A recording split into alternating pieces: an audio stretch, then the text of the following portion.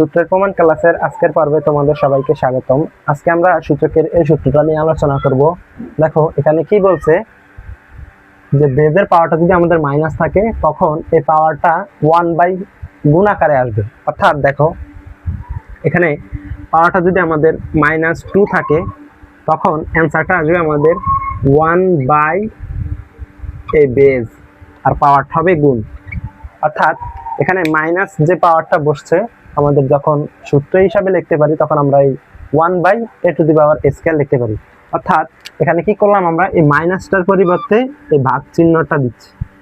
মাইনাসটার পরিবর্তে ভাগ চিহ্নটা 1/, এই ভাগ চিহ্ন দিয়ে আমরা এই মাইনাসটাকে গুণ আকারে লিখলাম। এখন যদি আবার এরকম থাকে আমাদের, তখন আমরা কিভাবে লিখব?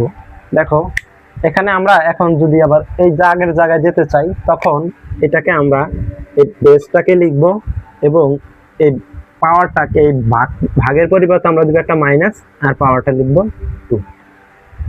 মূলত আমাদের এই মাইনাসটা ভাগের কারণে আসছে। আমরা এখানে 1/, এই ভাগ চিহ্নটাই এই মাইনাসটার কারণে দিচ্ছি। এখন এখান থেকে যদি আবার এখানে আসতে চাই তখন ভাগ চিহ্ন দিতে হবে, আর এখান থেকে এখানে যেতে হলে আমাদের এই ভাগ চিহ্নটাকে উঠিয়ে দিতে হবে। বুঝতে পারছো?